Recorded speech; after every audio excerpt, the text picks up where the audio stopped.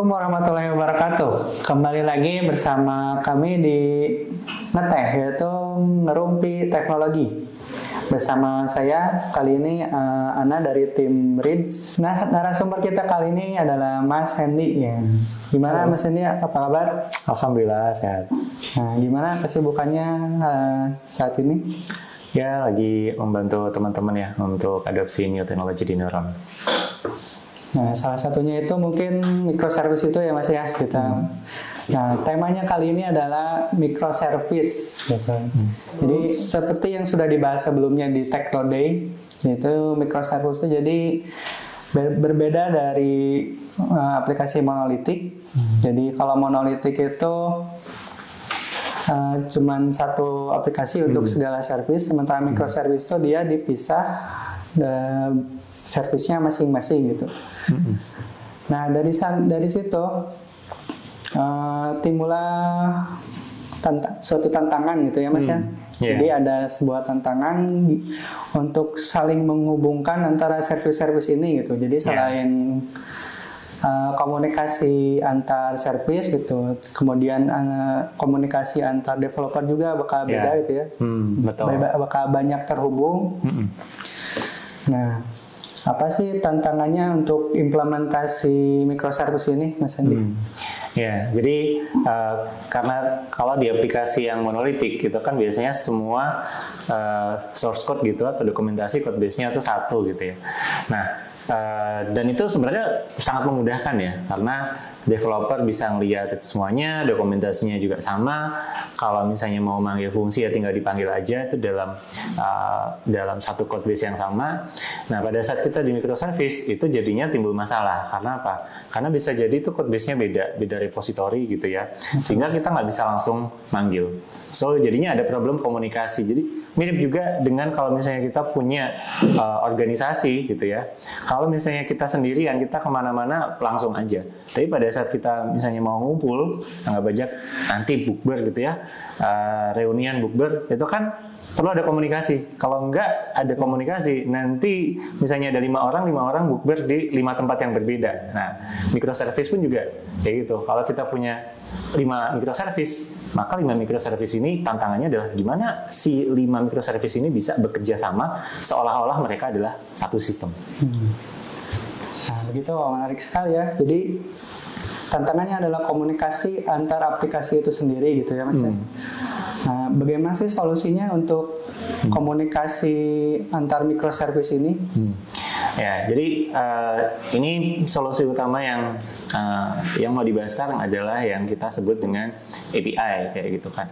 Nah, API itu jadi solusi buat microservice secara teknis gitu ya untuk komunikasi antar microservice, tapi sebenarnya dia juga sekaligus API ini berfungsi sebagai solusi komunikasi atau kolaborasi antar tim. Karena pada saat setiap microservice itu di-develop oleh tim dan API-nya itu jelas, maka itu mempermudah tim lain untuk memahami ini sebenarnya microservice ini ngapain sih gitu. Jadi pendekatan yang dilakukan untuk microservice adalah kita harus punya API ini.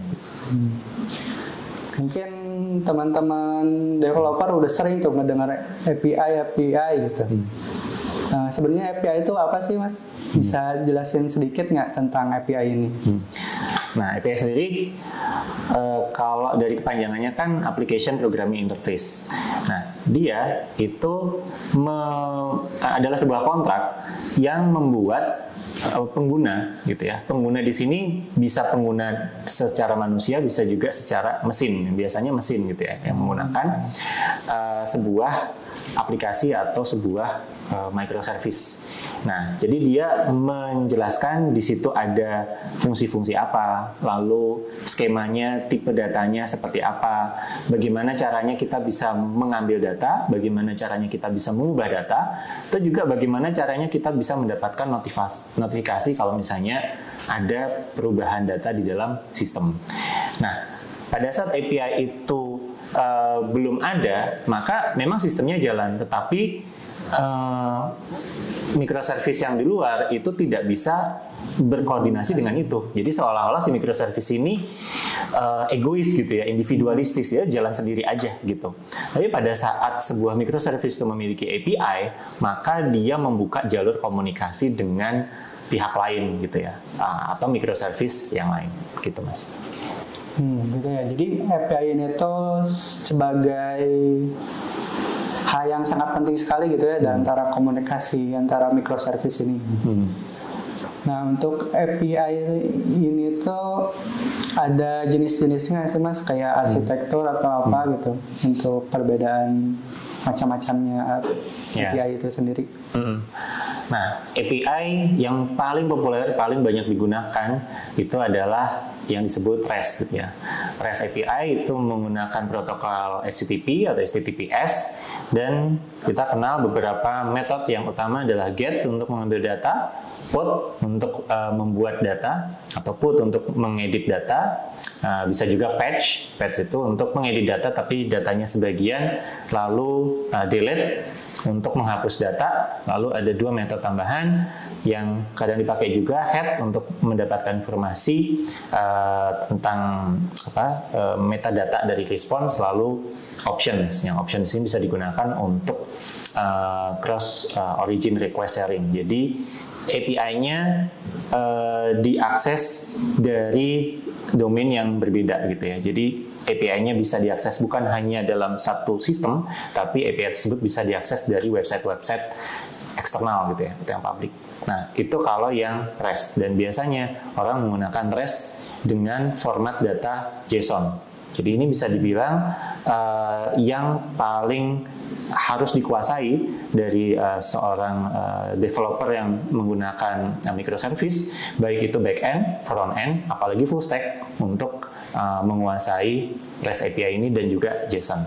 Selain REST, apakah ada? Ada. Yang paling populer kedua itu GraphQL. Nah, itu dia skemanya lebih strict gitu ya, sehingga lebih mudah untuk dilakukan eksplorasi. Ada juga fitur tambahan, kalau di REST kita tidak ada yang namanya subscription. Kalau di GraphQL kita bisa menggunakan subscription. Jadi pada saat data itu ada data baru di server, maka servernya yang akan mengirimkan ke klien. Jadi tidak perlu klien itu melakukan polling atau merequest data baru. Selain GraphQL ada gRPC gitu ya, menggunakan protokol protobuf. Itu sangat efisien, Google banyak pakai, beberapa perusahaan juga pakai. Tapi memang learning curve-nya lebih banyak dan tidak banyak orang yang pakai. Debugging-nya juga jadinya lebih susah gitu ya, karena formatnya nggak pakai JSON. Jadi perlu ada tooling tambahan. Selain itu ada misalnya web service atau SWAP. Walaupun sekarang SWAP sudah semakin banyak sudah semakin banyak ditinggalkan ya. Jadi banyak perusahaan besar yang dulunya API-nya mayoritas pakai SWAP atau web services, sekarang mereka untuk versi pengembangan API yang versi baru, mereka menggunakan API berbasis REST ataupun GraphQL atau kadang juga gRPC. Gitu beberapanya. Baik, sangat jelas dan lengkap sekali penjelasannya dari Mas Hendy ya untuk API ini. Nah, berikutnya, jadi setelah kita bikin API nih Mas, kita microservice ini udah menyediakan API. Nah, kemudian pertanyaannya adalah siapa aja sih yang bisa menggunakan API yang disediakan microservice ini? Oke. Nah, jadi saya mau membahasnya dari sudut pandang project development atau project management ya. Jadi API ini penting bukan hanya dari sudut pandang technical, jadi back-end membuat API, terus habis itu microservice bisa berkomunikasi, bukan hanya itu aja. Tapi juga API ini penting dari sudut pandang tim untuk memahami bisnis proses dari produk itu sendiri, gitu ya. Karena si produk punya bisnis proses, lalu bisnis proses itu akan di breakdown. Jadi misalnya langkah ini, habis itu selanjutnya langkah apa, dan dari setiap langkah itu usernya ngapain, UI-nya ngapain, lalu back-end-nya ngapain, gitu ya. Nah, si back-end ini dari sudut pandang user, back-end itu seolah-olah satu. Tapi dari sudut pandang sistem, maka back-end itu kan terpecah-pecah. Ada microservice tadi. Nah, pengguna dari microservice ini siapa? Pengguna dari microservice ini ada beberapa dari sisi teknis. ada sesama backend gitu ya. Jadi sesama microservice berkomunikasi. Ada pengguna API itu adalah front end-nya gitu ya. Kita punya front end misalnya React, kita punya front end jQuery, kita punya front end Flutter atau iOS atau Android atau bahkan IoT gitu ya. Itu bisa berkomunikasi juga dengan backend melalui API ini. Bisa juga eksternal gitu ya. Kalau misalnya API kita public, contoh Twitter punya API, itu bisa diakses sama yang lain. Nah, tapi itu tadi adalah dari sudut pandang teknis. Nah, dari sudut pandang project development itu gimana? API itu juga bisa digunakan oleh product manager maupun tester, gitu ya. Jadi tester itu bisa menggunakan API itu dari awal untuk apa? Untuk memvalidasi desain dari API sendiri. API itu tidak hanya bisa digunakan pada saat sudah coding, gitu ya. Bahkan API itu bisa digunakan dari sejak awal. Sebagai apa? Sebagai dasar dari acceptance criteria gitu kan. Jadi misalnya kita punya requirement, nah kita punya requirement habis itu ada fitur. Nah fiturnya misalnya gini, fiturnya maka user itu harus bisa menambahkan data berupa dokumen, harus bisa mengupload dokumen, dia bisa mengedit, dia bisa mendelete. Lalu dokumennya itu ada field-fieldnya, ada title, ada description misalnya, ada date, ada komentar dan lain-lain. Maka itu kan di breakdown nih, jadi requirement, lalu itu ada bisnis prosesnya. Nah, maka desain dari API itu otomatis harus mengakomodasi itu semua dong, benar nggak? Betul. Sebelum itu kita coding, entah itu di Nest.js atau di PHP atau yang lain, maka dari API-nya ada nggak API untuk mengupload dokumen? Ada nggak API untuk mendelete dokumen? Ada nggak API untuk mengedit title, untuk mengedit description dan lain-lain? Maka bahkan sebelum istilahnya codingannya jadi gitu ya, atau servernya live, maka dengan kita menganalisis, jadi ini jatuhnya adalah bisnis analisis maupun sistem analisis gitu ya. Betul. Itu dari API kontraknya itu sudah terlihat. Dan API kontrak itu bisa diuji juga gitu ya. Karena namanya analisis, kalau kita menguji, kita bisa menguji sesuatu yang baru mau dibuat, dan kita juga bisa menguji sesuatu yang sudah jadi. Izinkan saya untuk agak memperpanjang. Kalau misalnya Mas Ana mau bikin rumah gitu ya, apakah Mas rumahnya dibeli dulu, dilunasin dulu, jadi dulu, baru dicek? Bentar, ini kamar tidurnya ada berapa? Harus dicek dulu. Harus dicek dulu kan? Jadi Mas DP aja belum, Mas pasti pengen lihat ini rumahnya denahnya gimana, benar nggak? Kamar tidurnya ada berapa? Kamar mandinya ada berapa? Kayak gitu kan? Kalau Mas anaknya ada 10 misalnya, maka nggak mungkin dong kamar tidurnya cuma 1. Jadi dari awal itu sudah dicek dulu. Nah, testing itu dilakukan juga dari awal, termasuk API. Nah, nanti pada saat in progress, misalnya Mas punya rumahnya lagi dalam pengerjaan misalnya, Mas ini udah jadi nih tembok-temboknya doang, belum ada pintu, belum ada apa. Mas bisa ngecek kan, dari rumah yang setengah jadi itu dibandingkan dengan denah yang dikasih, oh udah ada kemiripan, sebagian sesuai gitu kan. Itu juga sama. Jadi dari API documentation dan dilakukan testing, kita bisa mengecek gimana sih progres dari pembuatan microservice ini berdasarkan kontrak yang kita tentukan di awal. Dan pada saat rumah itu juga jadi, maka dokumen atau blueprint awal itu akan membantu untuk mengecek, oh iya benar, ini ternyata pas rumahnya udah jadi, kamarnya benar ini, pintunya, jendelanya, dan segala macam itu sesuai. Nah itu gunanya kita memiliki dokumentasi API seawal mungkin dari lifecycle software development. Baik. Jadi suatu API itu harus diuji dulu, bahkan dari saat development gitu ya. Iya, kalau menurut saya begitu.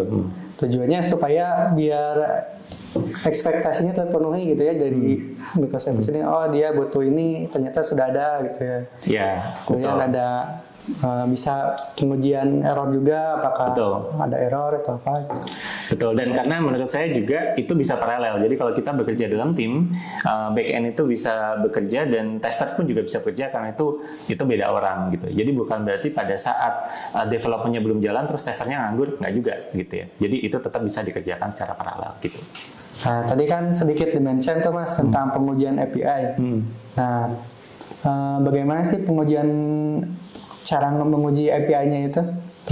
Ya, oke. Jadi dalam pembuatan atau development software terus kita pakai API, itu kan API itu juga yang kita develop. Tapi API itu juga sesuatu yang kita desain lalu kita uji gitu. Karena pada saat kita development itu kan berarti developmentnya belum selesai nih, gitu kan. Tapi desain dan pengujian itu juga bisa kita lakukan sejak awal. Nah, pengujiannya gimana caranya? Kita pakai tools. Nah, salah satu tools yang paling sering digunakan adalah Postman. Jadi di tools tersebut kita bisa mendefinisikan API-nya itu berisi apa saja. Jadi yang jelas itu biasanya awal itu adalah skema data gitu ya. Jadi dokumen-dokumennya apa aja, entitasnya apa aja. Dan itu sebenarnya nyambung dengan apa yang sudah dilakukan oleh sistem analis, which is database skema gitu ya, atau ER diagram. Berarti pastinya sesuatu yang ada di ER diagram itu ada di API gitu ya. Karena itu yang akan diakses oleh front end atau yang akan diakses oleh microservice lain. Nah, setelah sistem analis mendokumentasikan itu ya dari skemanya lalu API-nya, maka setiap pemanggilan API itu pasti ada input dan outputnya kan. Betul. Jadi API ini misalnya saya membuat dokumen. Sebenarnya yang diperlukan untuk membuat dokumen itu apa aja sih datanya? Apakah butuh judul, nama file, tanggal, description, body, dan kawan-kawan kayak gitu ya, format dan segala macam. Nah itu kan berarti perlu ada. Itu didokumentasikan dalam API. Lalu pada saat itu operasinya tersebut dilakukan, ada kemungkinan nggak? Pastinya ada kemungkinan happy path. Jadi statusnya berhasil gitu ya. Kalau di HTTP 200 oke gitu ya. Tapi ada nggak kemungkinan lain? Misalnya ternyata orang ini tidak memiliki akses yang benar gitu ya. Kita kasih status 401. Habis itu errornya seperti apa? Ada nggak kemungkinan ternyata filenya duplicate? Pakai status apa? Ada nggak kemungkinan error yang lain gitu ya, internal server error? Ada nggak kemungkinan ternyata JSON yang dikirimkan salah? Kita kasih 400 bit request. Nah, itu dijelaskan di dalam dokumentasi. Nah, apakah itu membutuhkan service yang lagi running? Itu service-nya belum running pun kita bisa buat. Lalu testingnya gimana? Testingnya sebelum service itu running, yang kita testing adalah skenario. Jadi skenario itu misalnya kita bikin beberapa list. Kalau saya mengupload file dengan seperti ini, misalnya filenya 1 mega, kita tulis di Postman-nya, kita buat skenario itu. Selalu setelah itu diupload, responsnya seperti apa nih? Gitu ya, respons JSON-nya seperti apa. Kalau misalnya anggap aja kita upload file yang salah gitu ya, nama filenya nggak benar, nanti errornya seperti apa? Kita tulis. Nah, sehingga hal itu bisa dijadikan dasar dari pengujian kayak gitu. Jadi kita menguji itu berdasarkan skenario-skenario yang memang sudah kita set. Dan biasanya itu related dengan pekerjaan dari teman-teman yang ditugasi sebagai database konten gitu ya. Which is biasanya kalaupun kita belum punya aplikasi yang lagi running, biasanya kita sudah memiliki kayak dummy data atau fake data atau sampel data gitu ya. Which is sampel data itu gunanya agar kita bisa menguji fungsionalitas dari backend maupun dari API yang masih di dalam imajinasi itu, bahwa oh ini sesuai atau enggak gitu. Karena kita nggak bisa kan menguji, gimana caranya kita bisa menguji kebenaran dari sebuah API menghapus dokumen kalau database-nya kosong. Benar nggak? Berarti kita harus punya nih kayak database abal-abal gitu kan. Andaikan ada dokumen bernama abc.excel misalnya, lalu kita delete, maka sukses kalau dokumennya ada. Kalau gagal maka dia error atau apa. Nah itu gunanya kita melakukan pengujian API tadi. Dari yang dijelaskan Mas Hendy tadi, sebenarnya pengujian API itu sangat penting sekali ya Mas ya. Nah, yang jadi pertanyaan saya adalah keuntungan dari pengetesan API itu apa sih Mas? Jadi kalau menurut aku paling simpelnya ada 3. Jadi yang pertama adalah clarity, kedua stability, yang ketiga adalah kecepatan gitu ya, atau agility. Jadi clarity itu apa? Clarity itu kejelasan gitu. Karena microservice ada banyak, tim juga ada banyak. Kalau misalnya API ini sudah didokumentasikan dan ditesting dari awal, maka semua timnya itu lebih lebih jelas gitu ya. Ini sebenarnya pengennya apa. Dan yang kedua stability. Nah, stability itu bisa dilihat dari pada saat kita memiliki clarity atau kejelasan, maka pada saat ada masalah-masalah dengan API itu harusnya tim member akan lebih mudah untuk melihat gitu ya. Karena dari sejak awal kita berusaha untuk mendefinisikan inputnya, request-nya sama response-nya, output-nya seperti apa. Maka kalau misalnya itu nggak ada gitu ya, misalnya nanti ditampilkan di API, habis itu orang ditampilkan di UI maksudku, orang UI-nya nanya, bentar, katanya mau nampilin creation time. Kok di API-nya nggak ada gitu ya, field creation time, saya mau nampilin apa gitu kan. Backend-nya belum jadi ini, tapi pada saat dia lihat ini JSON-nya kayak gini, kok nggak ada gitu. Akhirnya ya udah, berarti API-nya diperbaiki. Jadi bukan berarti API dokumentasi adalah sesuatu yang fix set in stone. API bukanlah Al-Quran gitu ya. Nah, tapi justru pada saat in development itu, maka pihak-pihak yang terkait bisa langsung lihat gitu ya, bahwa oh API-nya ada kekurangan atau gimana. Itu dari sudut pandang stability project management. Dari sudut pandang stability dari aplikasinya itu sendiri atau back-end-nya juga akan improve. Karena apa? Begitu ada back-end yang jadi ini atau setengah jadi, oh endpoint ini udah deliver oleh developer. Maka acceptance kriterianya kan berdasarkan testing yang sudah dibuat tadi. Oke. Testingnya itu, idealnya testingnya itu jalan secara otomatis. Kalau di Postman, kita bisa menjalankan API testing 1 jam sekali, gitu kan, atau beberapa jam sekali, karena testing juga pakai kuota gitu ya. Nah, begitu deliver, maka dia akan langsung dites, dan dari situ hasilnya kan kelihatan yang hijau berhasil, yang merah berarti masih gagal. Nah, stability-nya gimana? Kadang-kadang kan developer mengubah sesuatu, ternyata itu terjadi regresi gitu ya. Yang dulunya nggak ngebug, ada perubahan, jadinya ngebug. Nah, dengan adanya API testing itu akan langsung terlihat gitu kan. Begitu dia deploy atau commit gitu ya ke GitLab, habis itu continuous integration-nya jalan, deploy ke Kubernetes atau ke servernya. Nah, si Postman API testingnya itu manggil API tersebut, ternyata API tersebut sebelumnya dia berhasil, sekarang jadinya error, langsung muncul gitu kan, merah gitu kan. Nah begitu merah, maka dari tim testingnya atau TPM-nya bisa ngeliat, tuh ini kenapa ini API ini kemarin jalan baik-baik aja, jadi nggak perlu nunggu customer untuk komplain gitu kan, ini kok nggak bisa upload atau gimana gitu kan. Jadi stability. Yang terakhir adalah performance. Semua tester, semua testing itu mau nggak mau harus dilakukan ya. Testing yang paling buruk adalah testing by client gitu ya, customer yang disuruh ngetes gitu ya. Kita nggak ada tim testing. Itu yang paling buruk, paling berisiko gitu ya, sampai dimarahin. Nah, testing yang enak gimana? Testing yang kita lakukan secara internal dan itu dilakukan secara otomatis, dan toolsnya memang sudah ada untuk bisa otomatis itu. Gitu. Jadi benefitnya kalau kita menggunakan automated testing, maka development-nya jadi lebih cepat karena team member bisa fokus untuk development instead of fokus untuk ngecekin ini sudah benar atau enggak ya, ini sudah sesuai dengan bisnis proses atau enggak ya gitu. Berarti keuntungannya adalah clarity tadi ya, clarity, stability sama performance of the team ya, gitu, agility. Ada beberapa protokol umum yang digunakan dalam pengujian API. Nah, itu apa aja sih, Mas? Oke. Jadi, protokol yang dipakai untuk API testing basically sama dengan protokol yang digunakan untuk API-nya sendiri. Lalu ada juga tambahan karena pada saat kita testing berarti ada tools gitu ya. Jadi, contoh REST-nya sendiri itu tidak membutuhkan protokol selain REST dan JSON. Tapi pada saat kita melakukan API testing maupun dokumentasi, kita jadinya harus ada Open API atau Swagger kayak gitu kan.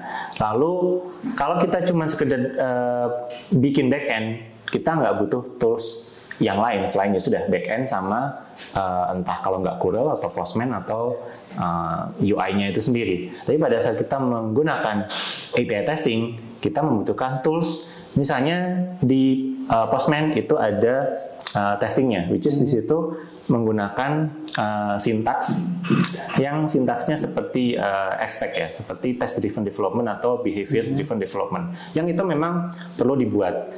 Kalau dari sudut pandang project manajemennya, itu biasanya testing ditulis dulu dalam bentuk yang business language, misalnya seperti Gherkin gitu ya, given bla bla bla, when bla bla bla, then bla bla bla. Jadi pada saat si orang ini sudah login, lalu dia mengupload sebuah dokumen yang dokumennya itu namanya tidak valid, then API harus mereject gitu ya dengan keterangan seperti ini. Nah, itu dikodifikasi dalam bentuk testing. Begitu pula kalau misalnya menggunakan protokol lain seperti GraphQL, itu juga sama ya, tools-tools tadi tetap bisa digunakan, dan untuk dokumentasi ada toolsnya. Kalau di REST API itu ada yang open source kayak Swagger, lalu ada Redoc. Postman sendiri juga memiliki service agar kita bisa menampilkan dokumentasi API.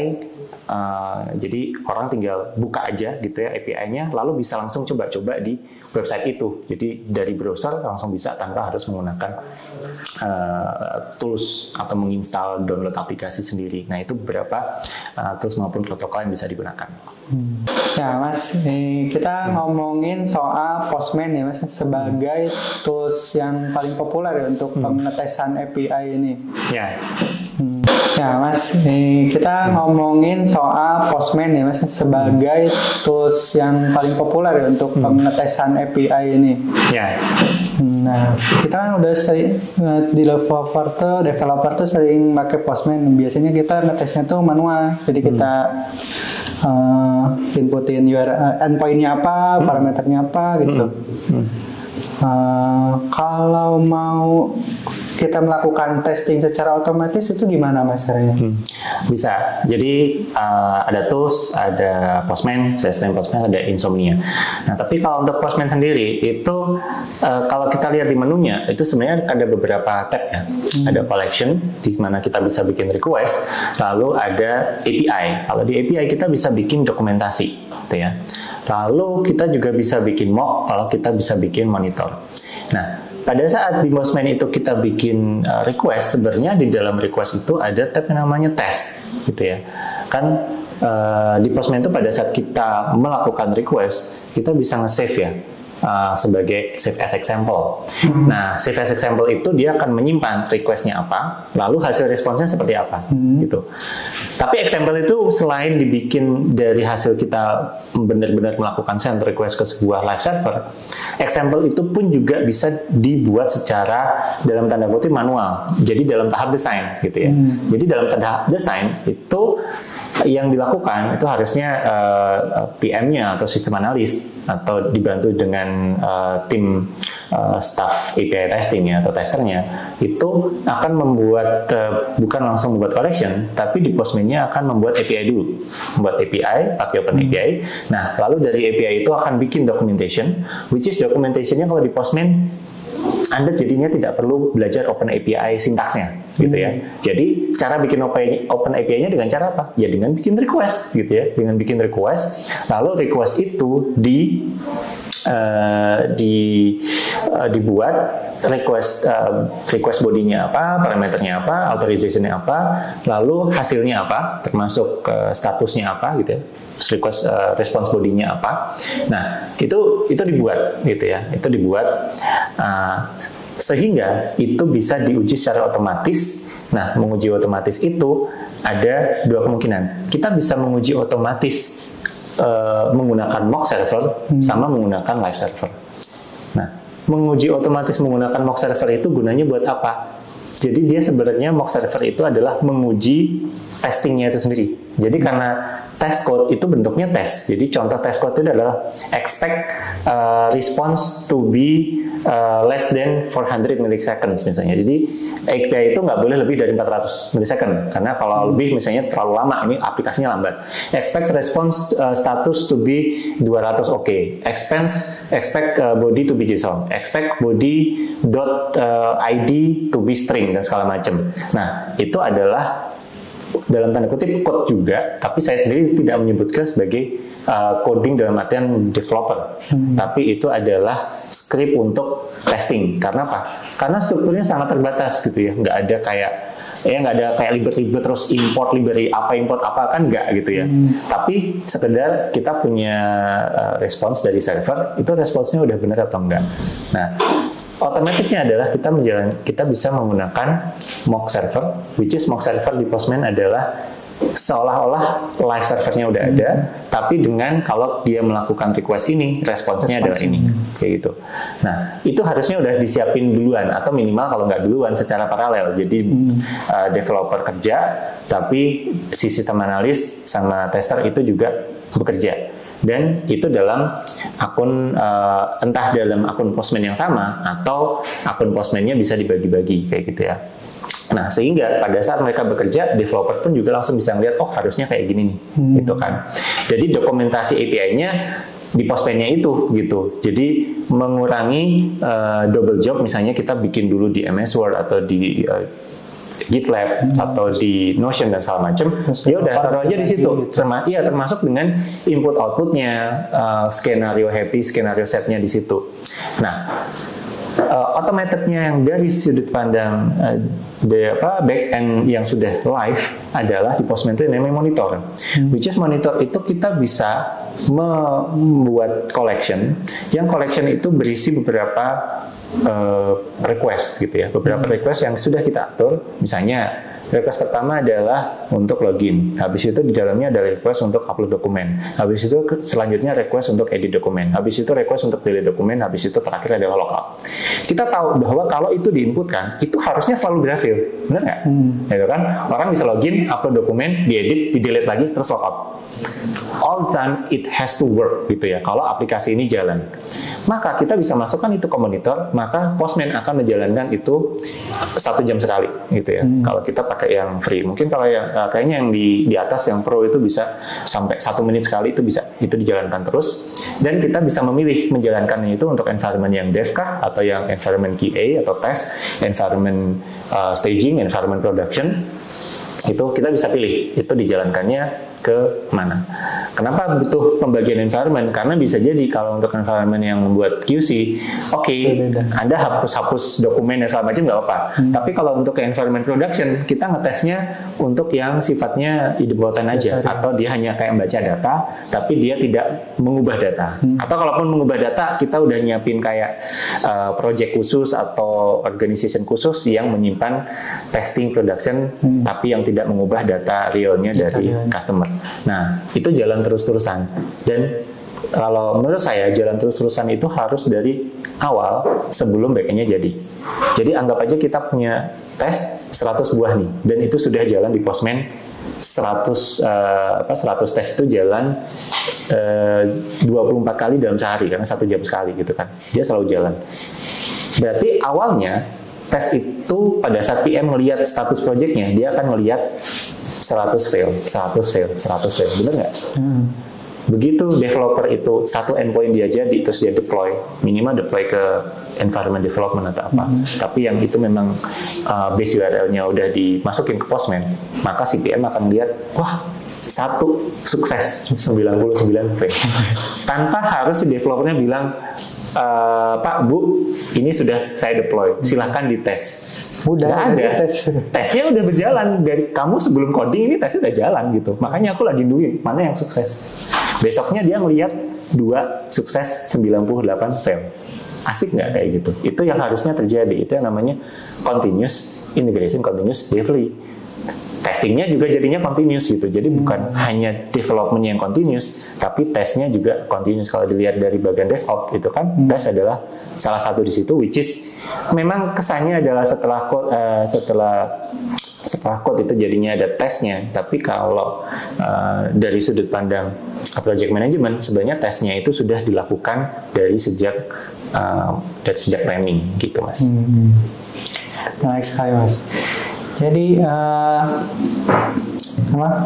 CICD itu tadi ya, Mas. Nah, itu ada yang ingin saya tanyakan, apakah memungkinkan kalau diintegrasikan kayak di GitLab gitu, GitLab CICD atau enggak? Yang kan Postman itu kan, jadi kita bikin di Postman itu skenario-nya, ngetesnya apa aja, input, outputnya harus gimana. Setelah kita tes itu, apakah di tesnya cuma bisa di Postman aja atau bisa diintegrasikan ke CICD di GitLab gitu? Itu bisa nggak? Oke, betul. Jadi gini, untuk CICD dan testing itu kan ada bisa dibilang 4 level ya. Jadi ada unit testing, ada itu yang paling dekat sama code-nya, integration testing yang kita ngetes beberapa modul sekaligus. Lalu API testing yang lagi kita bahas ini, lalu end-to-end testing gitu ya. End-to-end testing bisa pakai Cypress atau Ulysses dan lain-lain. Nah, API testing ini itu biasanya dijalankan ke endpoint. Jadi bukan dijalankan terhadap sebuah source code tertentu. Dia ngomongnya adalah endpoint. Which is menurutku itu lebih bagus. Karena apa? Kalau misalnya Anda pengen ngetes code base per build, ya udah ada namanya integration testing. Itu ngetes code. Tapi pada saat Anda lakukan API testing, itu lebih bermanfaat API testingnya yang dites adalah endpoint dev, endpoint staging, endpoint QC, endpoint production gitu ya. Karena apa? Bisa jadi endpoint itu nembaknya nggak langsung ke backend loh. Endpoint itu nembaknya misalnya ke WAF-nya dulu, atau ke CloudFront, atau ke Cloudflare. Dari WAF-nya atau dari CDN-nya itu dilempar lagi ke API gateway-nya. Misalnya ada Kraken atau ada Kong atau TIC dan lain-lain gitu ya. Ada API gateway-nya. Lalu habis itu di dalamnya misalnya dia nembak ke GraphQL misalnya atau ke Hasura. Dari situ baru nembak ke backend-nya. Nah, API testing ini memastikan bahwa semua komponen yang ada di situ itu memang beneran works gitu ya. Jadi misalnya nih kita punya authentication dan ternyata authentication-nya di offload, atau kita punya SSL-nya di offload. Nah, si API testing ini memastikan bahwa ini konfigurasi SSL-nya udah benar atau belum.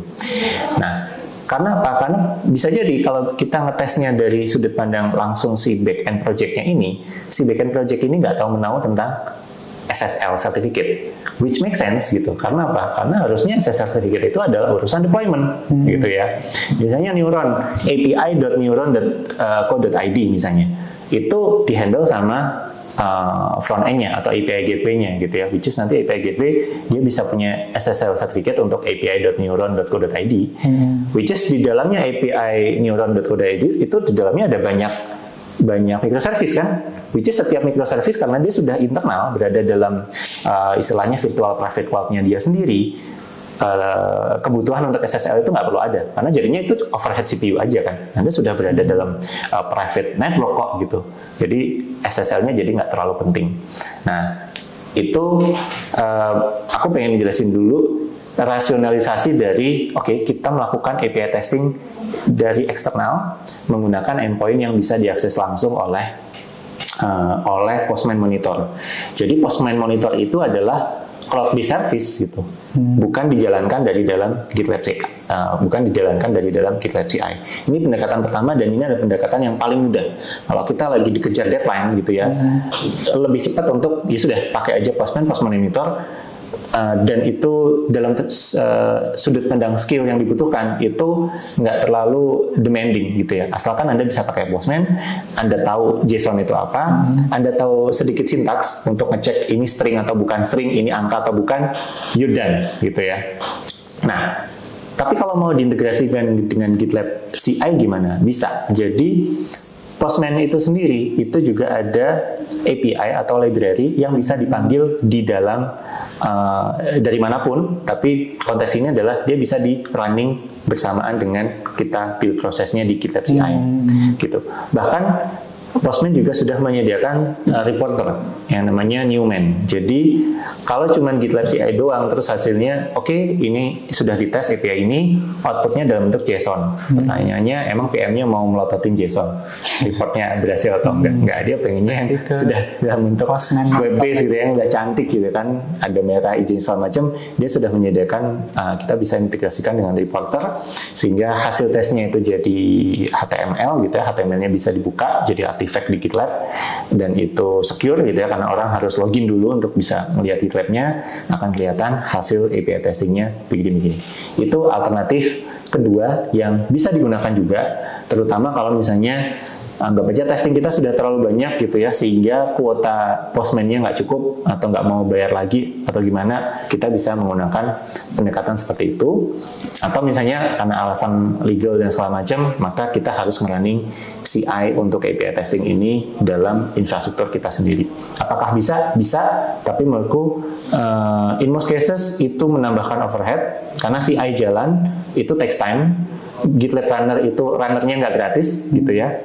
GitLab Runnernya sendiri tetap butuh VM gitu ya, dan RAM yang dibutuhkan untuk runner itu biasanya nggak bisa yang kecil gitu ya. Kita nggak bisa VM 1 GB untuk nge-running, agak susah biasanya gitu. Jadi itu alternatif yang bisa, tapi yang lebih mudah sebenarnya ya udah pakai fasilitas dari Postman Cloud ya, cloud service-nya Postman, bukan cuma Postman yang kita download dan running di lokal gitu Mas. Oh guys, bisa dicoba ya, ini nanti diaplikasikan di pekerjaan teman-teman. Nah, berikutnya tadi ada yang menarik lagi Mas, ada bahasa baru lagi. Ada tadi itu API testing, ada unit testing, integration testing, terus apa lagi? Itu end-to-end testing. End-to-end testing. Nah, itu apa sih Mas bedanya antara testing itu? Oke. Ini related juga dengan microservice ya, karena microservice-nya ada banyak, maka unit testing itu memastikan masing-masing unitnya atau masing-masing code base-nya itu jalan gitu ya. Jadi istilahnya anggap aja per modul, tanpa terlalu melihat gimana dia dipakai sama modul yang lain. Nah, jadi misalnya kalau unit testing, dia hanya ngetes apakah dia bisa nge-save sebuah dokumen ke database, and that's it gitu ya. Dia bisa insert, itu satu unit testing. Dia bisa update, itu satu unit test. Dia bisa delete, misalnya itu satu unit test. Atau dia bisa mengkalkulasi pajak, ya udah, cuman untuk kalkulator pajaknya doang kita hitung dengan inputan yang variabel, nggak ada inputan database atau apa, nggak ada, bener-bener angka atau JSON kita masukin, keluar nggak hasil perhitungan pajaknya, perhitungan zakat juga sama kayak gitu. Nah, itu dari sudut pandang unit testing. Nah, itu bisa dilakukan langsung di code-nya. Kalau misalnya di ekosistem JavaScript atau TypeScript pakai Jest gitu ya biasanya. Atau kalau UI React pakai React Testing Library RTL. Nah, tapi itu hanya mengetes satu komponen secara individu. Nah, integration testing yang kedua, integration testing adalah kalau misalnya kita punya dua modul yang kita gabungkan, gitu ya, dua modul yang kita gabungkan, tapi biasanya integration testing itu adalah dua modul dalam scope yang masih terbatas, gitu ya. Jadi contohnya ada modul dokumen, terus habis itu di situ ada modul employee misalnya ya, employee bisa menambahkan dokumen. Nah, kita sambungkan dua itu, dan dia scope-nya masih dalam satu microservice yang sama, tapi dia ada beberapa jenis table misalnya kayak gitu kan. Nah, itu dites secara berbarengan, bisa nggak gitu ya. Nah, itu dari sudut pandang integration testing. Nah, dari integration testing itu naik ke level API testing. Nah, kalau API testing ini scope-nya biasanya sudah lebih ke koordinasi antar modul gitu ya, atau bahkan antar microservice. Karena contohnya misalnya gini, kita mengupload dokumen ke backend. Ternyata dokumen ini bukan dokumen yang simple. Sistemnya memang kita desain pada saat dokumen ini di-upload, maka backend ini harus memasukkan dokumen ini ke Minio misalnya ya.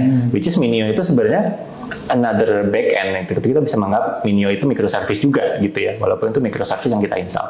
Dan ternyata bukan hanya itu, maka kita harus mengindeks dokumen tersebut di Elasticsearch misalnya.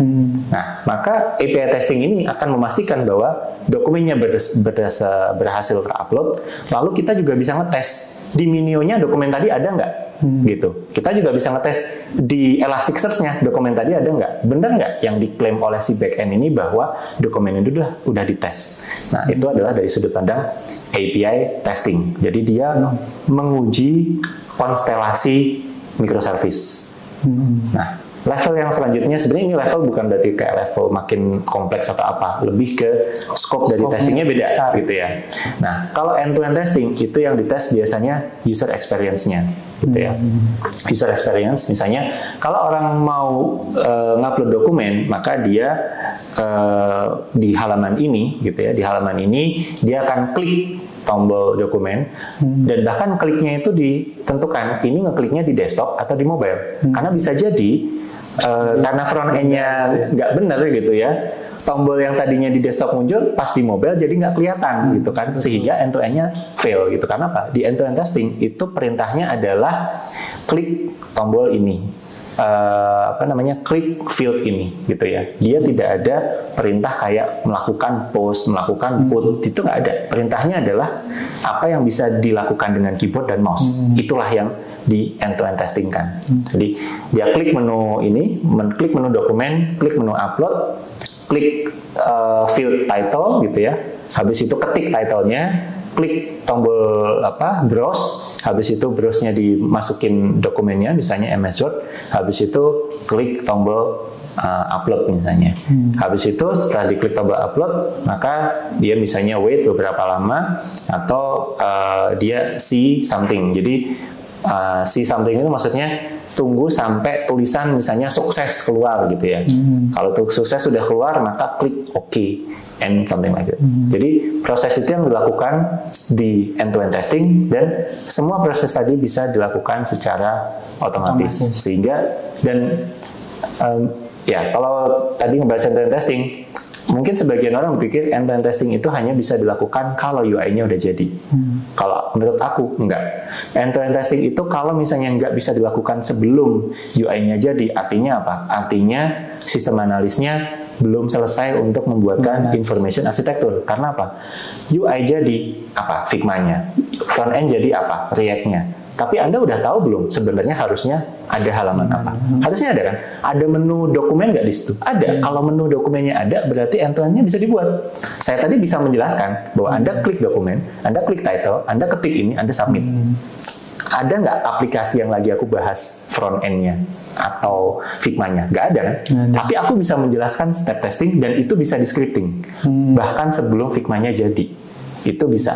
Tapi yang dibutuhkan apa? Yang dibutuhkan adalah kesepakatan si menu dokumen ini itu namanya apa, which is ini nama adalah nama kode gitu ya, bukan nama bahasa, karena kalau nama bahasa bisa berubah. Kalau bahasa Indonesia dokumen pakai K, kalau bahasa Inggris document, kalau misalnya bahasa yang lain gitu ya, bahasa Sunda misalnya beda lagi kayak gitu kan. Sehingga end-to-end testing itu kita harus sepakat identifier nih. Identifier untuk menu ini, identifier untuk field ini, dan segala macam. Which is itu semua adalah dilakukan oleh sistem analis kan? Karena apa? Karena field-fieldnya itu atau menu-menunya itu harusnya adalah field-field yang mirip-mirip atau bahkan bisa disamain dengan apa yang Anda gunakan di database gitu ya. Tapi ini harusnya dalam tanda kutip lebih mudah. Karena apa? Untuk membuat script end-to-end testing, Anda tidak perlu tahu gimana hubungannya dengan Minio, dengan backend, dengan Postgres, SQL segala macam kan? Jadi karena lebih ke user experience. Iya, user experience gitu. Karena dari sisi user experience kan Anda nggak peduli kan? Belakangnya gimana? Iya kan? Apakah submit ini nanti nge-save ke database Postgres atau apa kan dia nggak peduli gitu. Jadi harusnya end-to-end testing itu sesuatu yang paling mudah untuk dibikin di awal. Bahkan lebih mudah daripada API testing. Karena API testing itu Anda harus bayangin JSON-nya kayak gimana. Terus kalau misalnya ini adalah date time, formatnya harus ISO gitu kan. Ada time zone-nya segala macam. Tapi kalau di UI testing, Anda kan nggak memikirkan itu. Gitu. Berarti perbedaannya adalah di scope-nya gitu ya Mas? Ya, betul. Kalau diurutkan dari yang terkecil itu berarti unit testing dulu, kemudian dia ada integration testing antara unit itu ya, kemudian dia ada API testing, baru ada juga yang end-to-end testing tadi. Ya, betul. Dan makin scope-nya besar itu menurutku justru skill teknisnya malah berkurang ya. Jadi justru lebih banyak pemahaman tentang bisnis domain dari aplikasi itu gitu ya. Gitu. Ya, di end-to-end testing kan Anda harus tahu misalnya kayak tadi upload dokumennya kayak apa gitu kan. Ya, kalau dari betul. Instead of coding TypeScript atau JavaScript atau PHP justru nggak dibutuhkan di sana kayak gitu. Nah, kalau yang unit testing atau integration, justru yang melakukan testing itu harus paham coding, karena apa? Yang Anda tes adalah code gitu kan. Jadi pada saat yang semakin ke atas, ya kayak di API testing itu sudah agak setengah-setengah. Kenapa? Karena Anda udah nggak perlu tahu codingan PHP dan segala macam, tapi Anda tetap perlu tahu JSON kayak gitu kan. Sedangkan kalau di end-to-end testing nggak butuh JSON sama sekali, tapi Anda tetap perlu tahu di situ di layar itu bakal ada tombol apa, ada menu apa, ada field apa dan segala macam. Nah, begitu guys, sudah cukup jelas kan? Berikutnya ada tadi nih ngomongin Postman lagi nih Mas. Oke. Kan banyak tuh fitur-fiturnya nih. Saya mah taunya cuman Postman tuh buat request respon doang ya, buat minta itu. Tapi ada fitur-fitur lain nggak sih selain digunakan untuk tadi apa REST API, bisa digunakan untuk apa lagi sih nih Postman ini? Oke, jadi Postman itu memang awalnya supportnya hanya REST API, tapi dalam pengembangannya sekarang Postman versi 9 itu support untuk GraphQL-nya sudah bagus gitu ya, dan saya yakin kedepannya akan makin diperbaiki lagi gitu ya. Nah, jadi kalau REST itu kita sistemnya ya sudah kita bisa get terus habis itu dapat respons. Sebenarnya GraphQL pun juga sama gitu ya, cuman format strukturnya jadi agak beda. Jadi kalau di GraphQL kita punya query atau mutation-nya atau subscription-nya, lalu kita punya variables-nya, lalu habis itu ada sama tetap respons gitu ya. Which is sebenarnya enaknya kalau API yang GraphQL yang kita testing di Postman. Pertama, Postman juga menyediakan fitur untuk mendesain API GraphQL di Postman. Caranya sama, kita create API, nanti kita pilih. Instead of kita pilih Open API, kita pilihnya adalah GraphQL.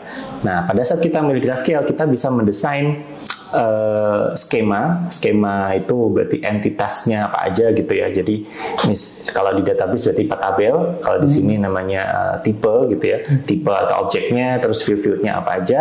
Nah, lalu kita bisa mendesain apa saja query sama mutation. Kalau di GraphQL create, delete, update itu jadinya mutation. Nah, di mutation itu kita juga bisa desain.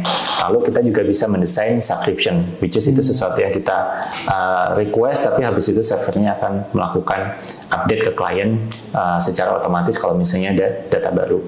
Nah, dan sama dengan REST API, di Postman kita juga bisa melakukan testing dalam bentuk mock. Jadi kita sudah bisa membuat, oke, kalau misalnya GraphQL-nya query-nya seperti ini, nanti responsnya apa? Kalau misalnya GraphQL-nya mutasinya seperti ini, nanti responsnya seperti apa? Dan itu bisa kita mocking. Dan enaknya dengan GraphQL itu inputnya dari segi query-nya itu sudah kelihatan jelas struktur dari output. Karena di GraphQL setiap field yang keluar di response itu di query-nya pasti disebutin. Jadi di GraphQL itu nggak ada kayak istilahnya select bintang yang butuh gitu ya. Select bintang from itu nggak ada. Di GraphQL itu Anda harus menyebutkan select ID, nama, apa segala macam, itu memang harus ada. Jadinya memang query GraphQL itu terkesan panjang, tapi jujur kalau aku sendiri aku lebih suka. Karena apa? Dengan aku melihat query GraphQL-nya, udah langsung tahu, oh responsnya pasti ini. Gitu. Sesuai yang di-requestkan. Sesuai dengan yang di-requestkan. Memang itu jadinya ada efeknya juga dengan efisiensi penggunaan bandwidth ya. Jadi pada saat server itu hanya mengirimkan data yang dibutuhkan oleh user, ya berarti kan dari sisi penggunaan resource dan bandwidth itu lebih sedikit gitu ya. Kalau misalnya si kliennya itu hanya membutuhkan select ID, ngapain name, description dan kawan-kawan itu dikirim semua gitu kan, padahal ID kan cuma kecil gitu kan. Dia misalnya mengambil 1000 data, which is dia cuma butuh ID-nya doang gitu kan, tapi ternyata yang lainnya dibawa. Nah itu kan salah satu yang di sistem itu ya kita sendiri juga pernah ngalamin ya kayak gitu ya. Selectnya banyak tapi yang dipakai cuma sedikit. Itu kalau di GraphQL bisa lebih diperbaiki. Lebih efektif gitu ya Mas ya. Nah ini juga GraphQL sebenarnya baru nih Mas di kita. Jadi kita udah sering dengar tuh GraphQL new teknologi buat API gitu ya. Cuman kita belum tahu nih apa sih kelebihannya GraphQL tuh gitu. Jadi kenapa kita harus migrasi gitu dari sebelumnya kita pakai REST gitu. Kenapa kita harus pakai GraphQL gitu? Apa keuntungannya gitu untuk penggunaan GraphQL ini? Oke, jadi GraphQL ada beberapa keuntungan. Salah satu keuntungannya tadi yang sudah sebutin, kita bisa mengquery secara spesifik. Terus habis itu yang kedua, GraphQL itu kita bisa melakukan query secara paralel, gitu ya. Jadi pada saat kita mau mengambil data, misalnya data dokumen, kita mau ambil juga komennya, kita mau ambil juga si user dari dokumen itu, habis itu misalnya kita join lagi ke yang lain, misalnya user itu punya phone number misalnya, which is itu beda, itu kita bisa melakukan join hanya dalam satu query.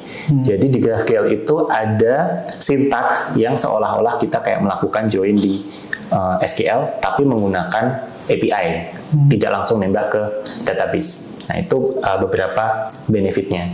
Nah, tapi aku pengen memberikan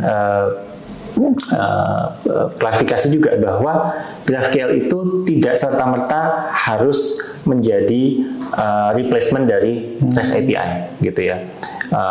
Jadi sebenarnya nggak ada yang salah kok dengan REST API. Tinggal yang mana aja yang lebih cocok dalam kondisi tersebut, gitu. Dan dengan teknologi misalnya kayak Hasura atau API Gateway, itu kita bisa ke dalam tanda kutip kayak mix and match, karena aplikasi yang sama bisa melakukan query ke REST API dan juga ke GraphQL dalam satu aplikasi, no conflicting at all, gitu ya. Nah, ya mungkin sama seperti browser juga dia bisa menggunakan HTTP dan HTTPS WebSocket dalam satu browser, ya, karena itu tidak harus kita memilih, gitu ya. Nah, yang dimaksud kita tidak harus migrasi full 100% ke GraphQL, misalnya kita mau bikin webhook, gitu ya. Kita mau menerima webhook dari sistem lain. Biasanya webhook itu formatnya adalah REST. Setahu saya nggak ada webhook itu yang formatnya GraphQL atau menggunakan protokol GraphQL, nggak ada. Apakah itu salah? Ya nggak salah sama sekali, karena REST itu tidak salah. Nah, berarti pertanyaannya adalah di mana GraphQL itu jadi penting? GraphQL itu ada beberapa skill set yang shared antara GraphQL dengan REST. Sehingga bagi teman-teman yang sudah jago di REST, no problem, karena skill Anda di REST itu akan kepakai di GraphQL. JSON Anda itu semuanya kepakai. Authorization header itu juga masih ada, kayak gitu kan. Lalu manipulasi data di JSON itu juga masih ada. Konsep-konsep tipe data juga tetap ada.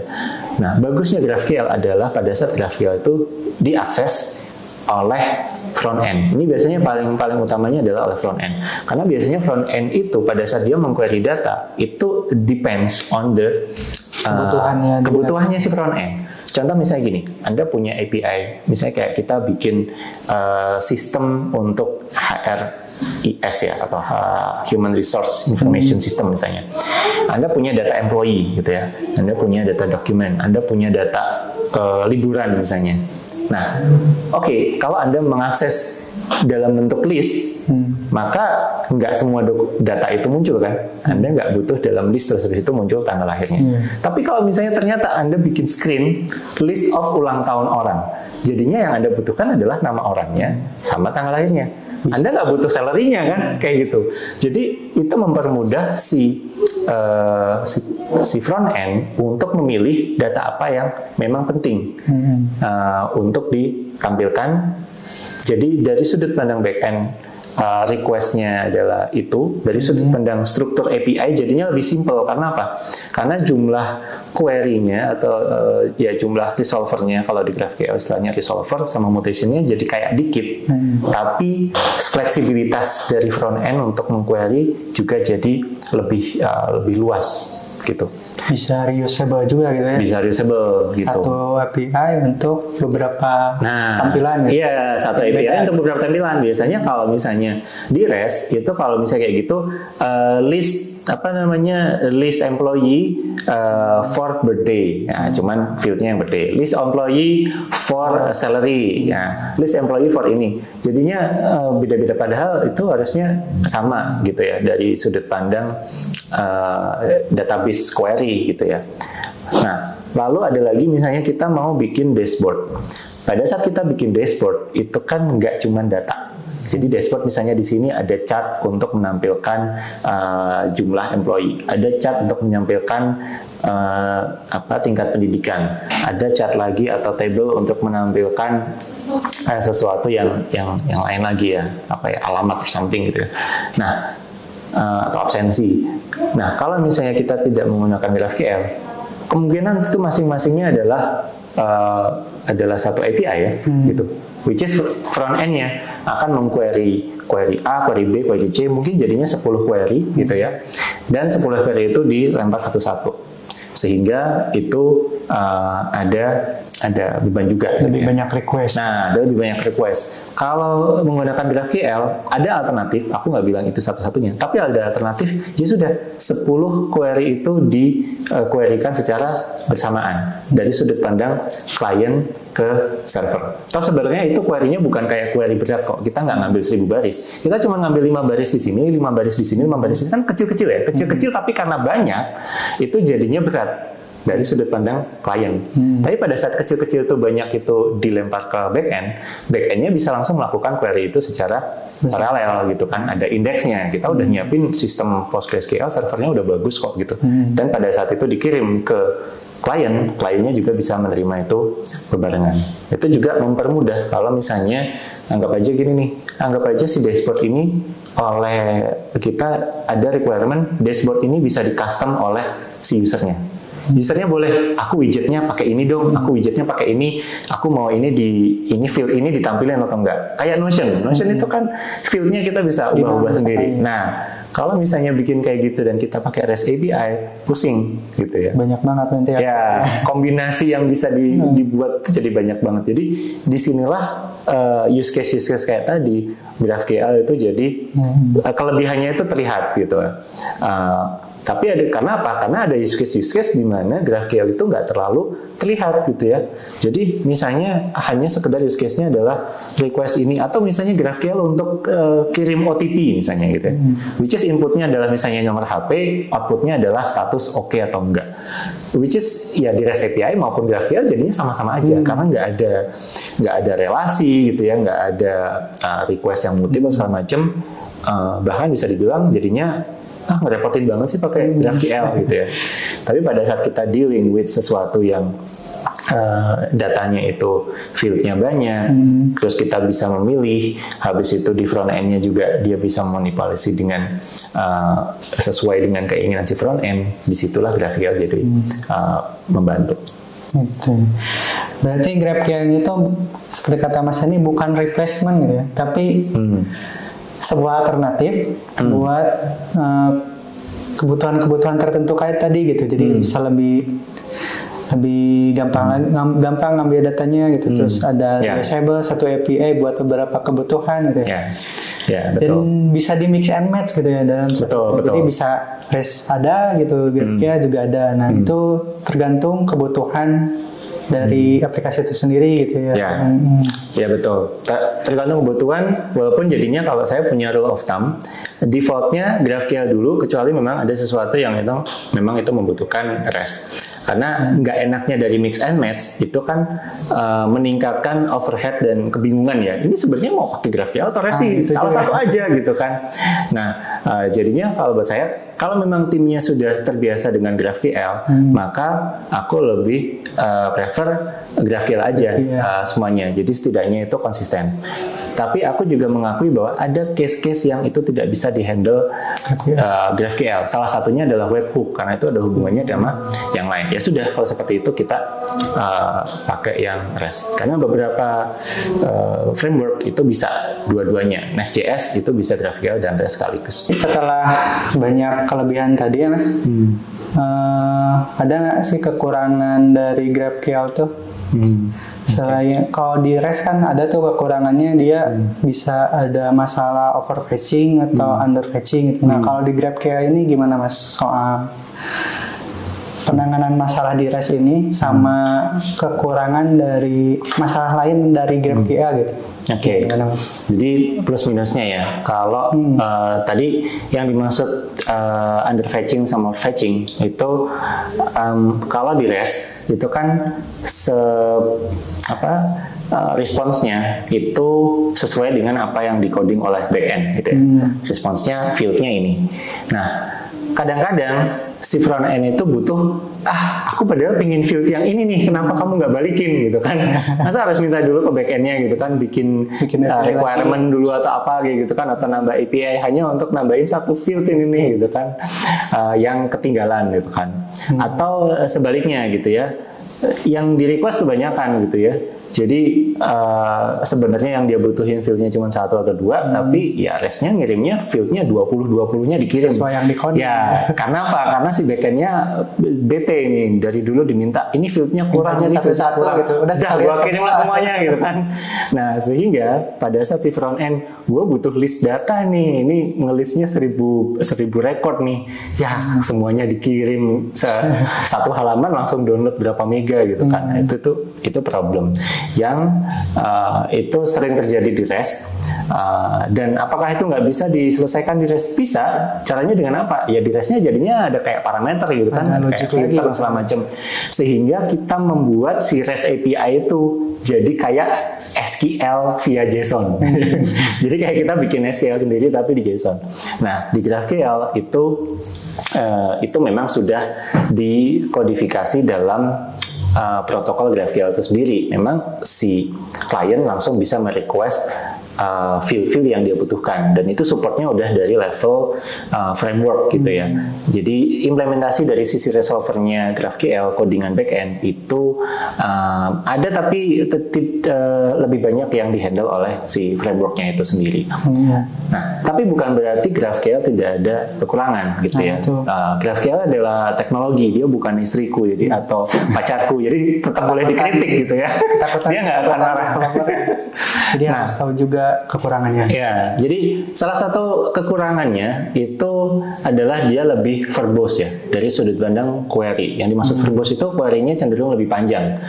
Aku bilang itu sebenarnya bukan kekurangan, buat aku adalah kelebihan. Tapi kalau orang melihat dari sudut pandang, REST lebih simple, aku cuma butuh get endpoint-nya udah.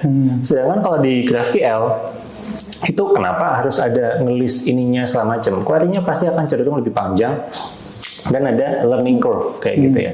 Jadi dari sudut pandang si cara penggunaan teknologinya itu memang dia ada kekurangan. Mungkin bukan kekurangan ya. Jadi kayak seolah kayak lebih ribet belajarnya. Tapi pada saat orang sudah get over it, sebenarnya ya udah gitu ya. It's accepted karena benefitnya tetap ada, feed-nya langsung bisa di listing. Salah satu benefit tambahannya juga di tools GraphQL itu kita bisa melakukan autocomplete gitu ya. Jadi pada saat kita memasukkan query, maka si GraphQL toolsnya atau Postman itu bisa langsung ngasih, yang ada itu ini loh, parameternya itu butuh ini loh. Terus habis itu nanti field-field yang akan keluar adalah ini. Nah itu by default di GraphQL itu ada, karena di GraphQL skema itu hukumnya wajib, harus ada skemanya. Kalau nggak ada skemanya maka GraphQL itu ya nggak bisa jalan. Sedangkan kalau di REST API, kalau ada Open API-nya maka jadi ada skemanya, tapi kalau nggak ada Open API-nya maka itu bisa jalan.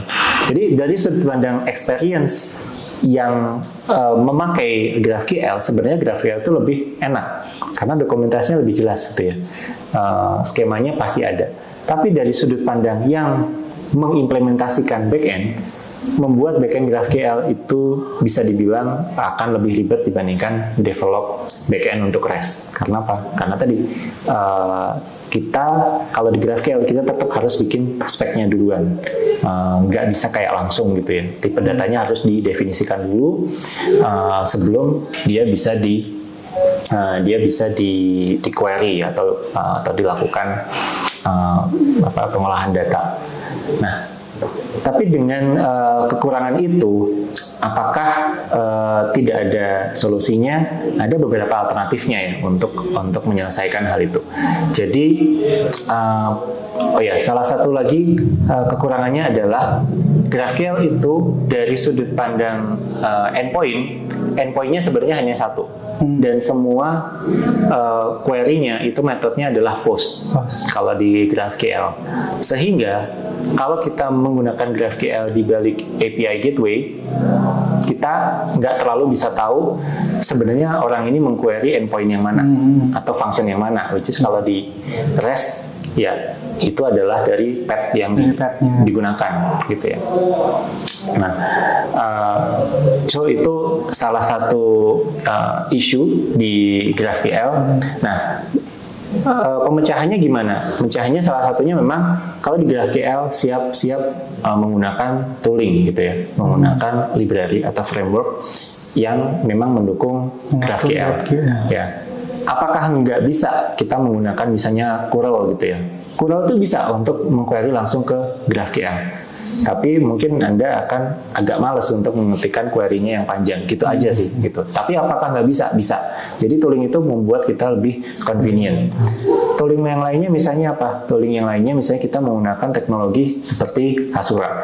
Which is teknologi seperti Hasura itu mempercepat development dari sisi backend kalau memang itu sudah bisa dihandle langsung dari koneksi Hasura ke PostgreSQL-nya gitu ya. Jadi untuk hal-hal yang sifatnya kayak CRUD gitu ya, tentunya select tanpa business logic ya, termasuk update insert delete tanpa business logic. Tanpa business logic di sini bukan berarti tanpa otorisasi ya. Tetap di Hasura mensupport otorisasinya bisa sampai ke level kolom gitu ya, bisa sampai ke level kolom maupun ke level row. Jadi si orang ini bisa mengakses dokumen punya dia sendiri misalnya, itu bisa dilakukan di Hasura, dan itu akan mempercepat development. Karena apa? Karena backend lebih fokus untuk yang sifatnya beneran kayak business logic gitu ya, kayak misalnya kayak perhitungan apa namanya tadi kayak pajak atau apa segala macam, generate PDF dan kawan-kawan, ya udah itu yang lakukan backend. Tapi kalau hanya sekedar front end pengen menampilkan daftar employee, ya harusnya sih nggak perlu membuat backend hanya khusus untuk melakukan select habis itu di return gitu ya. Itu terlalu itu bisa di offload. Dan efek samping dari penggunaan tools tadi adalah tooling yang spesifik ke GraphQL itu biasanya lebih optimized. Jadi salah satu yang sebut itu Hasura, itu dia memang mengoptimiskan query yang dilakukan mirip seperti query planner atau query optimizer di relational database. Jadi kan di PostgreSQL kalau kita melakukan select habis itu ada join segala macam, kan dia mikir dulu nih, ini biar cepat harus pakai indeks yang mana kayak gitu kan. Nah, di Hasura itu pun juga sama. Hasura karena dia tahu query yang dari front end itu dia mau mengakses apa aja, maka Hasura bisa melakukan query ke PostgreSQL-nya itu secara paralel, dan dia bisa melakukan join-nya itu di level database. So instead of kalau misalnya secara naif ya, kalau misalnya kita mengambil anggap aja kayak kita mulai dari yang REST dulu ya. Kita mau REST, kita mau mendapatkan data dokumen, lalu kita mau mendapatkan data komentar. Lalu kita pengen tahu dokumen yang mana, komentarnya mana. Tapi anggap aja di REST API-nya nggak ada fungsionalitas itu.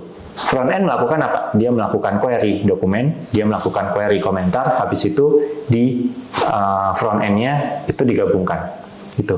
Kalau misalnya pun itu diimplementasikan di back-end dan back-end-nya kayak nggak mau repot, dia melakukan hal yang sama, which is itu tidak efisien, gitu ya, tidak optimize. Tapi kalau misalnya kita melakukan query itu di Hasura, front-end-nya tinggal bilang, saya pengen list of dokumen dengan kriteria sekian, lalu di dalamnya saya pengen ada komentarnya.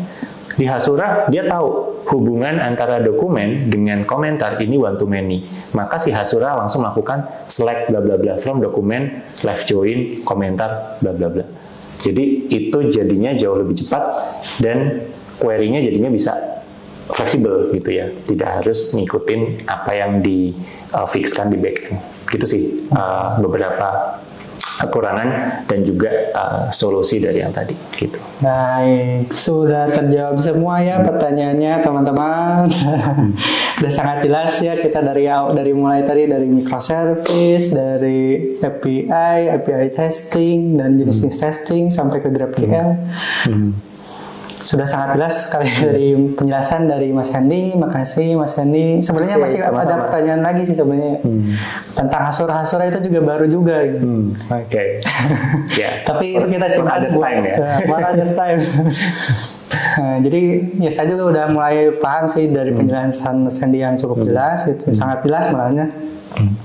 Dari yang masih ngawang-ngawang ya tentang GraphQL itu. Kenapa sih ini harus pakai ini gitu. Sekarang udah terjawab semua ya dengan penjelasan dari Mas Hendy. Terima kasih atas kedatangannya, sudah menyempatkan waktu datang ke Ngeteh Ngerumpi Teknologi. Nah, untuk teman-teman jangan lupa nantikan konten kita berikutnya dengan narasumber-narasumber yang kece seperti Mas Hendy yang lainnya. Jangan lupa subscribe, like, komen, dan nyalakan loncengnya. Terima kasih. Sampai ketemu di ngetes selanjutnya. Yuron Wongs, let's play the game.